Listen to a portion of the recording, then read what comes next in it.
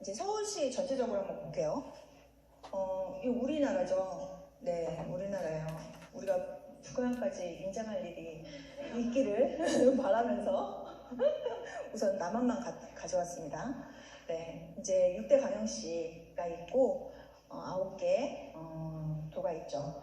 그리고 세종 특별자치시가 있고, 그리고 서울, 우리가 지금 보고 있는 서울특별시가 있어요. 서울은 대한민국의 수도이자 최대 도시죠. 네, 저도 이제 지방에서 아까 나고 자랐지만 정말 그 직장을 위해서 대부분의 친구들도 대부분이 다 올라왔고 직장을 찾아서 올라오는 도시예요. 그래서 대한민국 정치, 경제, 사회, 문화의 중심지다.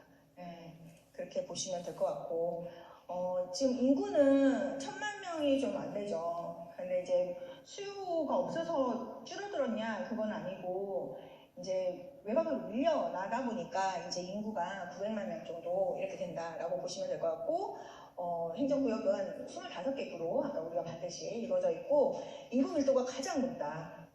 좁은 땅덩어리에 사람들이 계속 밀려오고 있는 그런 수요가 집중된 곳이다. 그 다음에 이제 부산이 조금 이제 인구 밀도가 그 다음에 높고, 그 다음에 의외로 광주가 되게 높다라는 거를 이제 좀 우리가 좀 볼 수 있는 것 같아요. 서울 지형을 한번 볼까요?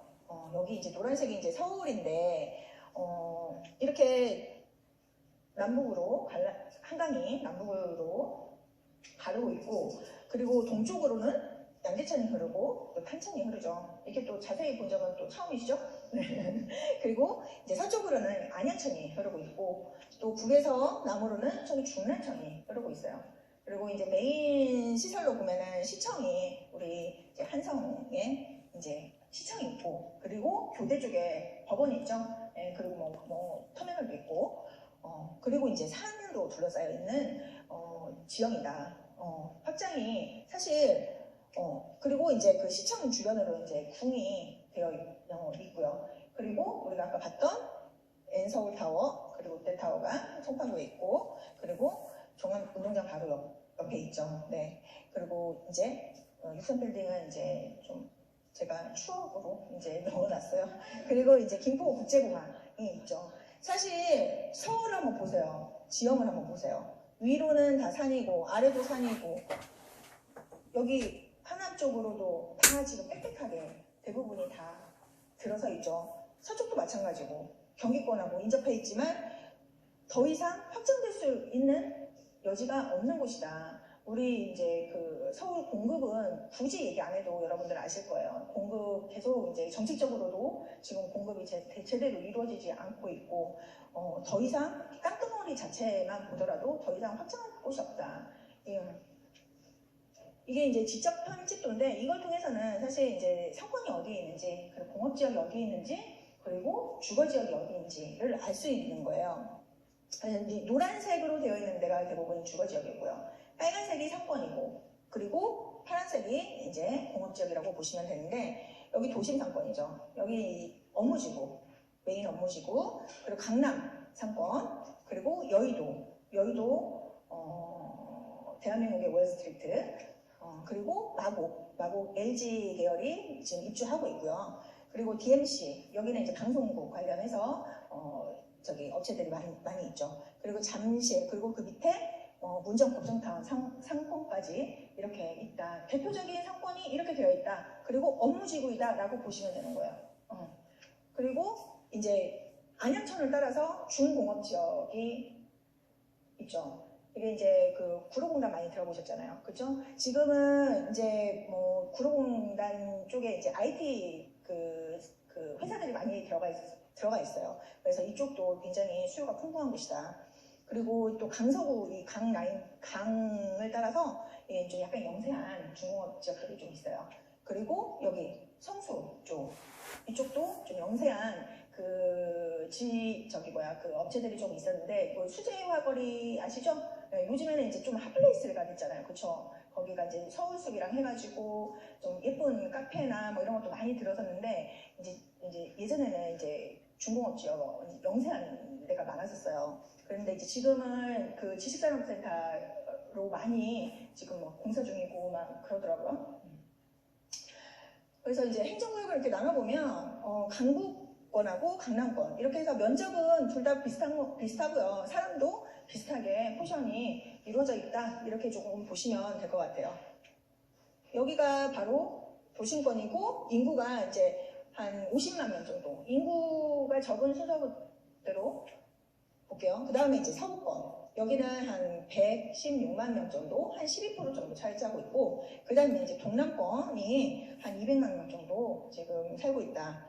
그리고 서남권이 여기는 한 300명 가까이, 그리고 가장 많이 살고 있는 데가 이제 동부권. 동부권하고 서남권하고 좀 비슷하게 좀 살고 있다라고 보시면 될 것 같아요.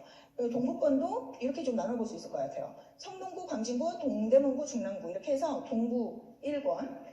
그래서 이제 여기는 한 140만 명 정도.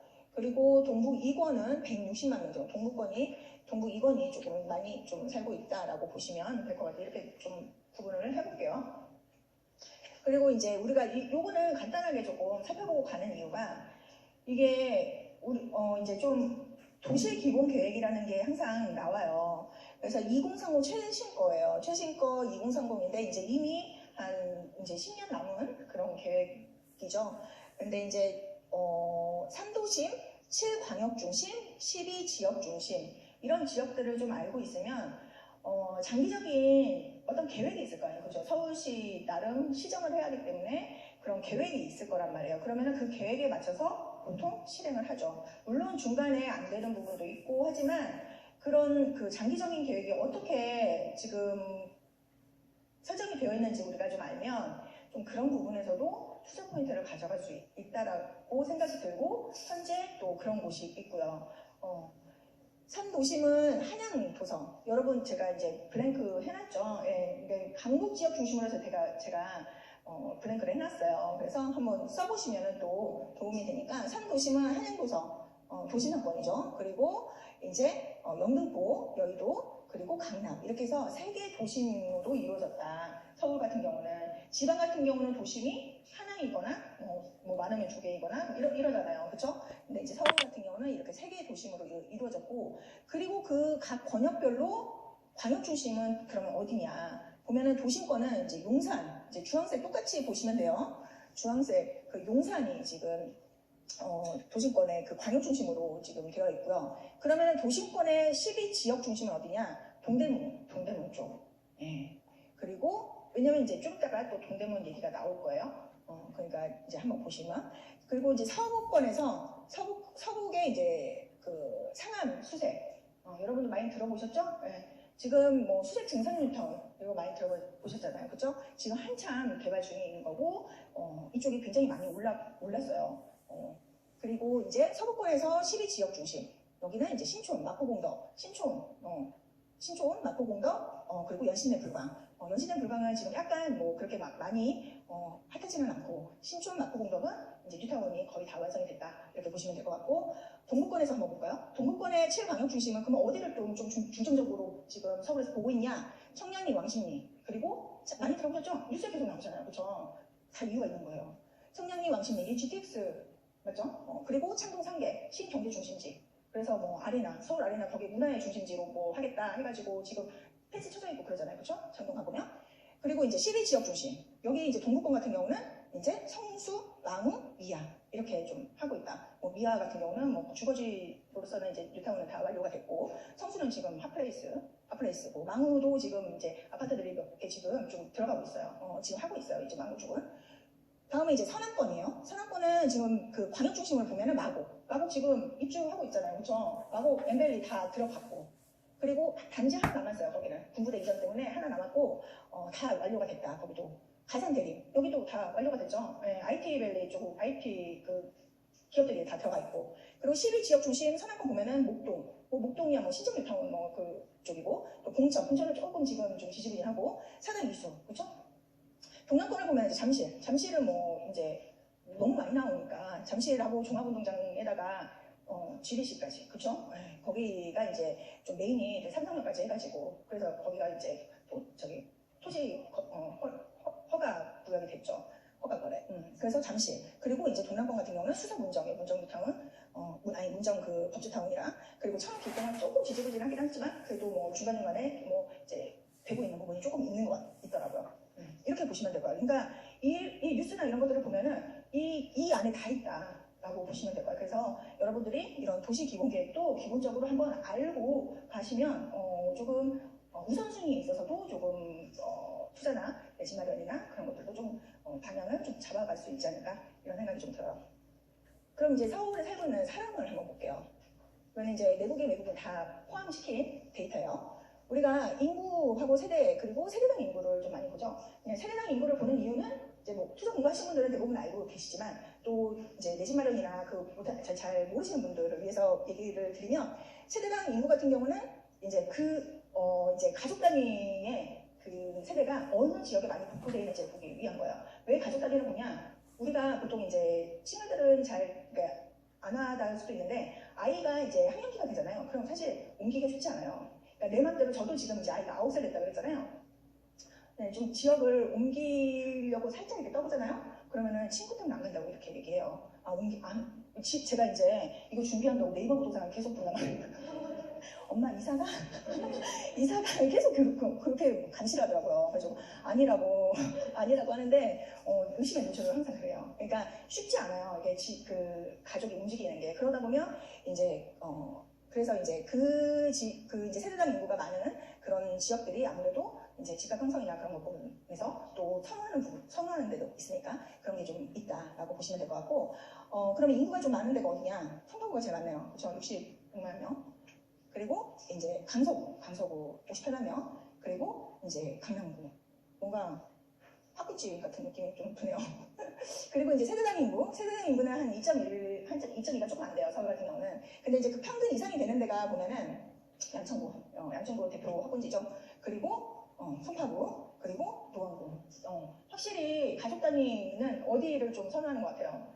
학군지를 좀 많이 선호하고 있구나라는 거를 아이들 학교에 확실히 좀 신경을 쓰고 있구나 이런 거를 좀 알 수 있는 자료예요. 그래서 송파구가 이제 인구나 세대수 전체적으로 봤을 때 1위이고 1인 세대 1위는 관악구예요. 아까 얘기했지만 다들 뭐 공부하러 올라오고 그리고 직장 찾아 올라오고 근데 이상하게 올라오면 대부분이 신림동으로 많이 가더라고요. 공부하러 뿐만 아니라 또 이제 거기에 이제 원룸 같은 게 많잖아요. 그렇죠? 아무래도 그러다 보니까 그리고 좀 싸고 하니까 그 직장 찾아오신 분들도 관악구 쪽으로도 많이들 없고 보통 서울의 그 1인 세대 평균이 한 42% 정도 돼요. 근데 이제 관악구 같은 경우는 59%나 된다는 거죠. 그렇죠? 종로구도 마찬가지고 종로구도 1인 세대가 이제 50%가 넘어요. 그리고 중구 같은 경우는 이제 종로구 중구 다 이제 오피스텔도 많고 업무지구잖아요. 그래서 아무래도 그런 지역으로 이제 1인 세대들이 몰리는구나라는 걸 좀 볼 수 있을 것 같아요. 이거는 외국인하고 외국인 같이 본 자료라고 말씀드렸죠. 이번에는 이제 외국인 한번 따로 볼게요. 외국인 이 기사 한번 보셨어요? 최근에 나온 건데 외국인 보유주택 외국인이 4년간 지금 27,000호를 샀대요. 그렇죠? 어딘가 볼까요? 한번 중국인이 샀는데 경기도 부동산을 가장 많이 매수했대요. 그 경기 부천, 인천 부평구, 수도권 서남부 지역을 이제 선호한다. 근데 사실 그 이제 해외에 살고 있는 중국인이 투자로 살면 사려고 한다고 하면 여기를 살까요?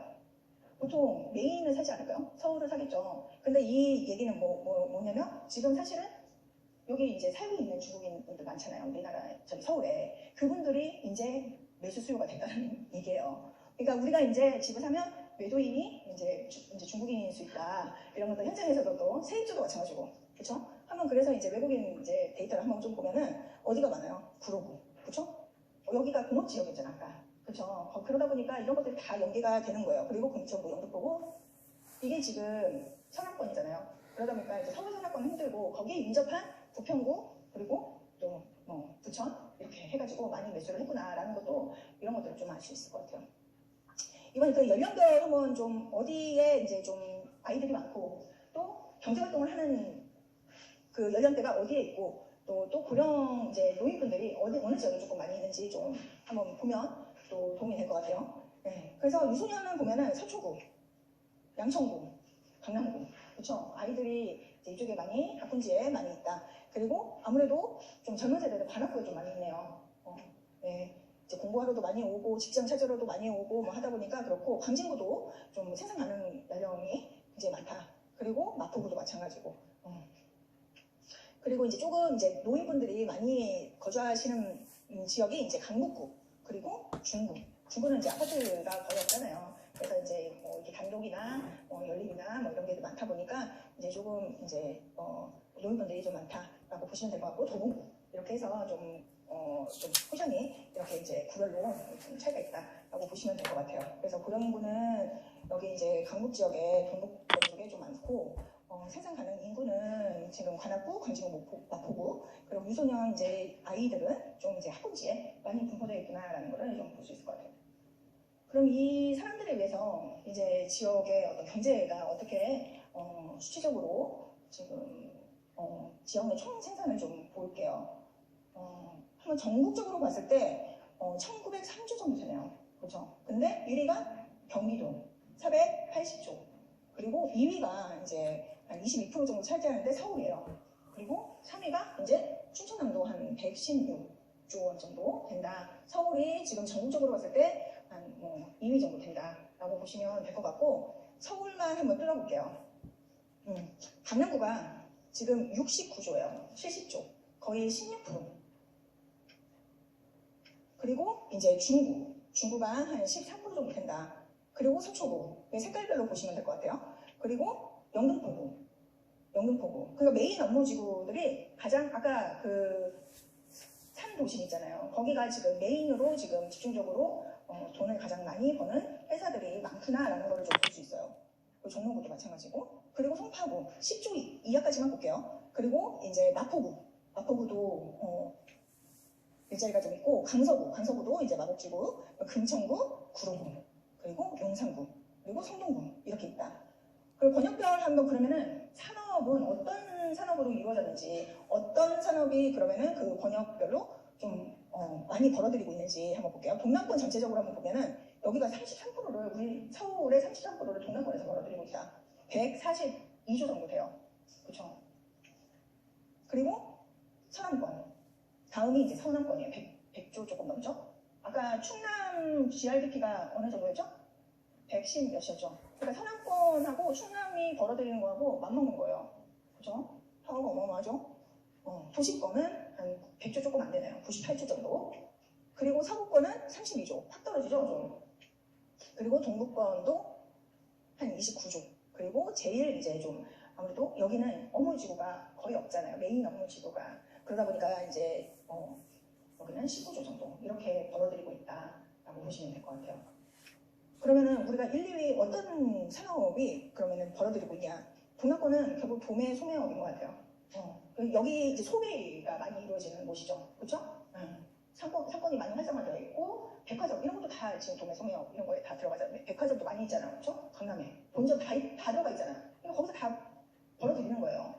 그 사업 서비스업, 뭐 R&D 그런 거예요. 전문가 기술업, 연구 개발업 이런 게 이제 사업 서비스업. 그리고 메인 이제 양재 R&D 센터도 있고, 그다음에 서남권은 문화 기타 사업, 그리고 보건업, 사회복지업 이런 거 중심으로 해서 많이 벌어들이고 있구나라는 걸 좀 알 수 있고, 도심권은 금융업. 여기 이제 대부분의 본사들이 원래는 처음에 강남이 개발되기 전까지 다 대부분 여기 있었잖아요.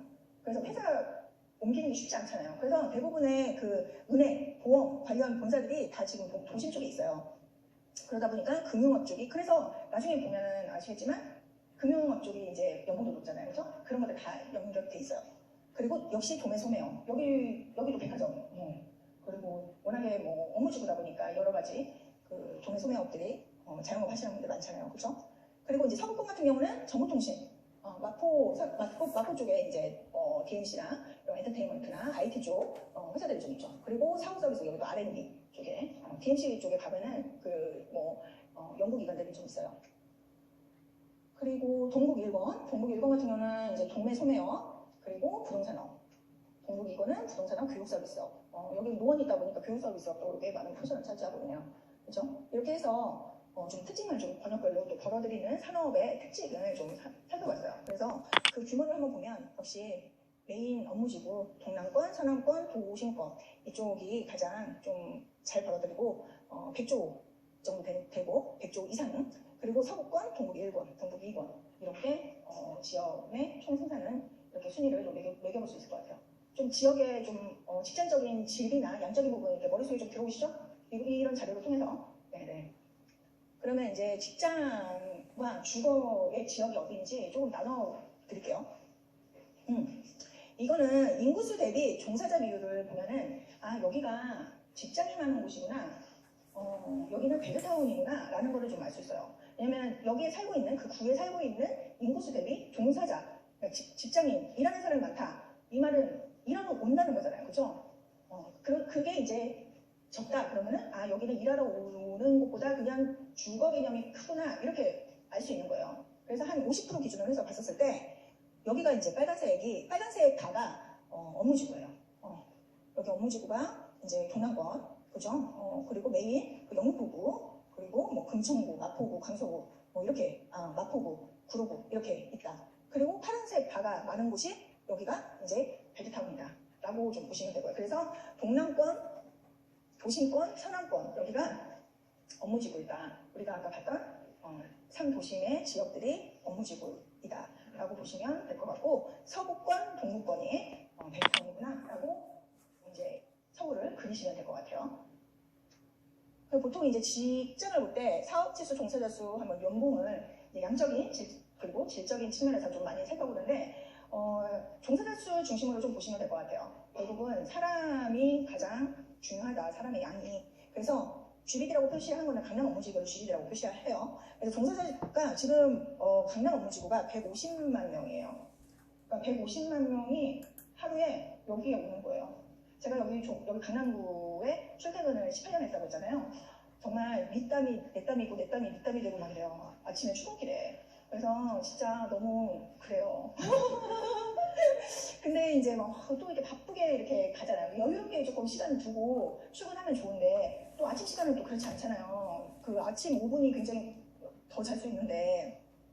그래서 이제 제가 이제 이게 이제 그 4호선을 타고 사당에서 갈아타서 이제 강남으로 이렇게 2호선 갈아타서 이렇게 갔는데 이제 한 3대는 보내야 돼요. 그 정도로 줄이 빽빽해가지고 길어가지고 한 번에 갈 수가 없어요. 한 3번은 보내고 그것도 낑겨가지고 이렇게 가요. 그래서 이제 참 힘들게 다녔어요. 그러니까 이게 얼마나 이 서울에서는 직장이 가까운 게 얼마나 좋은 주거지인지 알 수 있는 거예요. 그리고 여기 이제 그 도심은 CBD라고 표현해요. 보통 종사자 보면은 어때요? 반으로 확 줄죠. 진짜 느껴요. 제가 여기 회사가 여기였다가 회사 전체가 이쪽으로 옮겼단 말이에요. 그래서 그 같은 지역에서 여기를 가는데 여기는 좀 땡기지 않아요. 확실히 사람이 덜해요. 그래서 이거를 굉장히 체감을 했었어요. 그래서 이게 종사자 수가 이렇게 차이가 나요. 그리고 이제 월스트리트 거기가 한 37만 정도 되고, 그리고 가디구리가 종사자 수가 꽤 많아요. 47만. 여기도 이제 거기 가디구리 가보면 점심시간에 보면 이제 빽빽해요. 사람들이 엄청 많이 나와 있어요. 진짜 IT 쪽에 이제 그런 벤처 그 회사들이 많이 들어가 있어요. 그리고 마곡지구도 26만 명, 공덕 DMC 같은 경우도 25만 명, 좀 비슷하죠 지금. 근데 이제 마곡은 더 늘어날 거예요. 입주 중이니까. 그리고 이제 그러면은 이제 16년 대비 증감률과 연봉을 한번 볼게요. 이게 이제 강남 업무지구 같은 경우 종사자 수도 또 늘어나요. 사업체도 마찬가지고. 연봉도 한 4,500 정도 된다. 여기 이제 연봉이 5천만 원. 아까 강남권이 있다고 했었잖아요. 그게 다 이제 연결되겠죠. 근데 여기는 근데 지금 종사자 수는 좀 떨어지고 있어, 도심권은. 그리고 이제 여기 여의도 같은 경우는 여기도 이제 금융권이잖아요. 5,500만 원 정도 연봉이. 그리고 이제 종사자 수가 올라가고 있고, 가디구디 같은 경우도 지금 굉장히 고무적인 게 종사자 수가 굉장히 계속 늘어나고 있다. 그런데 이제 연봉 부분에서는, 질적인 부분에서는 조금 다른 데에서 떨어지긴 하지만 그래도 이 종사자 수가 늘어난다는 거는 굉장히 고무적인 부분이다. 그리고 이제 마곡 같은 경우는 지금 입주 중이기 때문에 지금 엄청 늘어나죠. 24%가 올랐어요. 연봉도 꽤 높죠. 4,700 정도. 그리고 공덕 DMC 같은 경우도 종사자가 조금 줄긴 했지만 연봉은 한 4천만 원 정도 된다. 이렇게 보면 될 것 같아요. 서울 평균 연봉이 한 4,500만 원 정도 되잖아요. 그렇죠? 그러니까 지금 평균이 강남하고 좀 비슷하다라고 보시면 될 것 같고, 이제 여의도하고 도심권이 좀 금융하고 있다 보니까 평균 이상으로 연봉은 높다. 그리고 도심권은 조금 이제 사람 종사자 수가 조금 좀 줄어들고 있는 추세구나라고 좀 보시면 될 것 같아요. 그래서 직장 우선순위를 조금 매겨드리면 강남이 가장 종사자 수 무시 못해요. 네. 그리고 도심, 여의도, 마곡은 이제 증가하고 있고 연봉적인 부분도 조금 더 낮기 때문에 마곡 그리고 가디부디, 공덕, DLC 이렇게 조금 정리를 해드릴 수 있을 것 같아요. 정리되셨나요? 네. 그리고 이제 생활동 광남 지역을 한번 볼게요. 이제 대표 주거지를 좀 살펴볼까요? 여러분들이 많이 들어보신 분들도 계시지만 또 그렇지 않은 분들이 있어서 한번 짚어드리고 갈게요. 그 이제 강동에는 고덕지구가 있죠. 네, 고덕지구가 지금 거의 다 대부분이 들어갔고 일부 뒤쪽 세대만 조금 남아있어요. 그래서 대략 이게 이제 2만 세대 정도 굉장히 크죠. 네.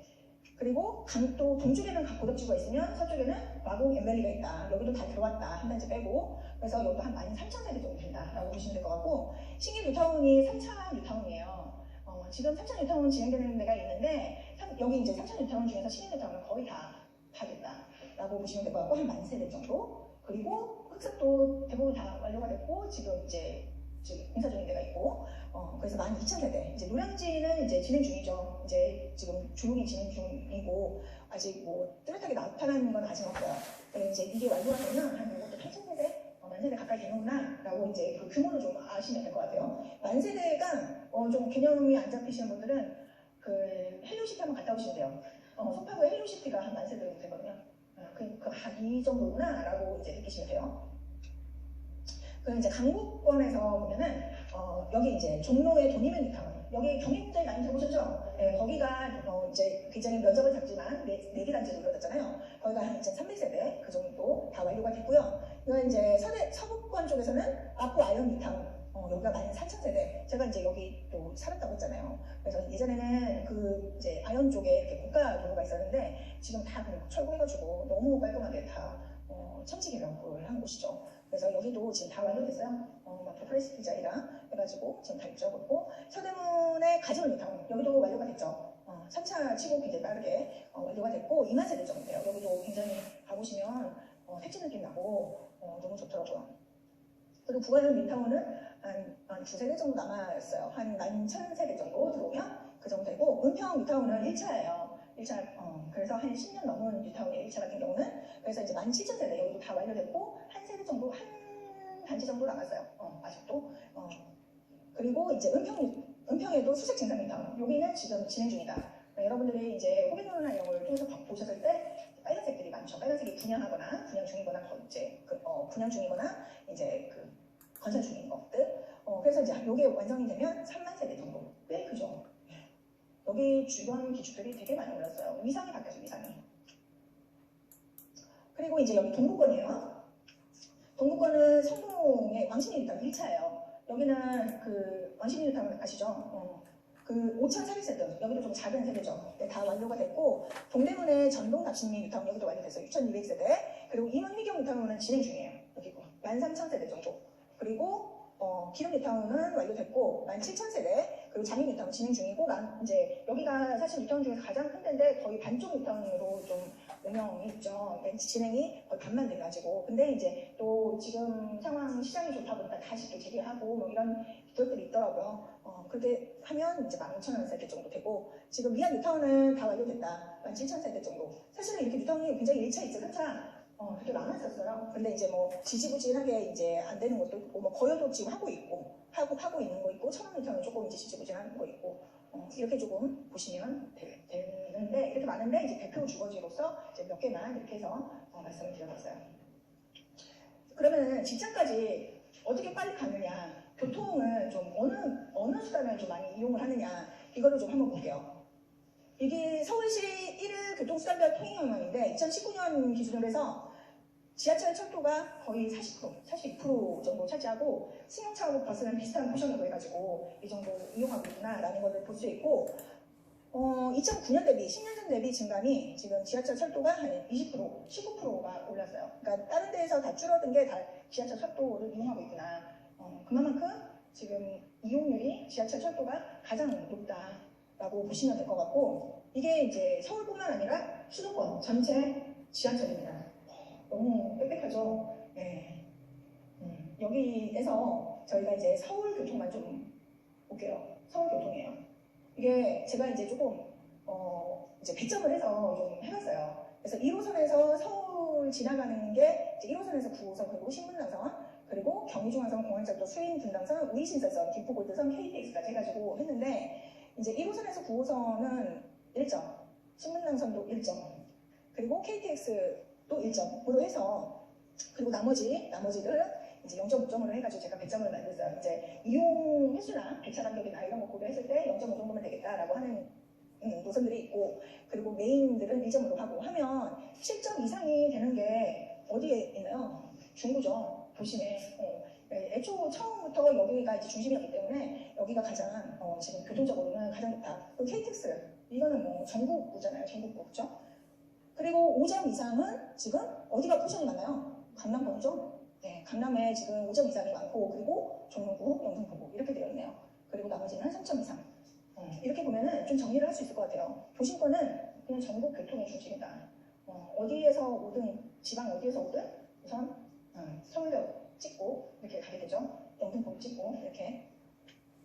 그리고 서구권 같은 경우는 이제 공덕역이 메인이에요. 서구권 같은 경우는 거기가 이제 쿼드러플 중심으로 살통 발달이 좀 잘 되어 있다라고 정리를 하시면 될 것 같고 동북 1권은 동북 1권 같은 경우가 이제 강남하고 접근성이 굉장히 좋죠. 그래서 3대 업무지구를 모두 관통하면서도 플러스 강남 쪽 접근성이 좋기 때문에 여기가 좀 좋다라고 보이고 동북 2권은 좀 취약하다. 지하철이 좀 취약하다. 그리고 강남권은 동남권이네요. 동남권은 서울 교통의 중심이다. 그리고 서남권은 영등포역 중심으로 해서 살통발달되어 있고 서남권의 특징이 골드라인 9호선이 경유를 하고 있다는 거예요. 이게 이제 골드라인이 굉장히 의미가 크죠. 그렇게 불리는 게 왜냐면 이 동서를 가르는데 이제 강동까지 이어지잖아요. 그렇죠? 강동에서 또 연장 계획이 있어요. 그러면은 여기 강서부터 해가지고 강동까지 이어지는 라인인데 그게 어디를 지나가느냐? 강남을 지나가는 거예요. 물론 이제 이게 뭐지? 그 직통이 아니냐에 따라서 굉장히 좀 차이가 있지만 이 강남 업무지구로 지나가는 게 굉장히 의미가 있다. 빠른 시간 내에 도달할 수 있기 때문에. 그래서 이제 9호선 라인에서도 이게 이제 직통으로 가느냐 아니냐 그 역에 따라서 또 다르잖아요. 오히려 직통 타려고 앞에 있는 역에서 뒤로 가가지고 직통을 타기도 하고 그렇거든요. 그래서 서남권은 특징이 골드라인 9호선을 지금 경유하고 있다라고 보시면 될 것 같고 서울시의 교통은 이렇게 좀 우선순위를 좀 매길 수 있을 것 같아요. 도심권, 동남권, 그리고 서남권, 동북 1권, 서부권, 동북 2권 이렇게 좀 우선순위를 좀 정리를 해드릴게요. 적을 게 많죠. 일부러 졸지 마시라고 블랭크도 막 해놓고 왜냐면 이게 또 전체를 아우르다 보니까 이게 이제 조금 모르시는 분들은 또 지루할 수 있어요. 그래서 이게 적기라도 해야 하니까. 그래서 이제 그 서울교통 이제 지하철 수송과 그 비율을 좀 알아봤어요. 이쪽은 이제 수송 인원하고 그 운수 수입이고요. 좌측이 오른쪽이 이제 그거에 따른 비율을 나타낸 거예요. 2020년 학기 전원 보면은 학기를 보면은 수송 인원이 한 21억 만 명이 이렇게 다닌대요. 그리고 가장 지금 많이 사람을 싣고 다니는 게 2호선. 역시 강남이고 또 도심도 지나가고 그리고 여의도까지는 가진 않지만 그 근처로 떨궈주고 그죠? 당산 있잖아요. 당산에서 떨궈서 들어오잖아요. 그죠? 그러니까 이게 지금 거의 그 2호선 같은 경우는 3대 업무지구를 순환하는 그런 노선이기 때문에 가장 많이 이용을 하고 있다. 거의 27% 30% 가까이 하잖아요. 그죠?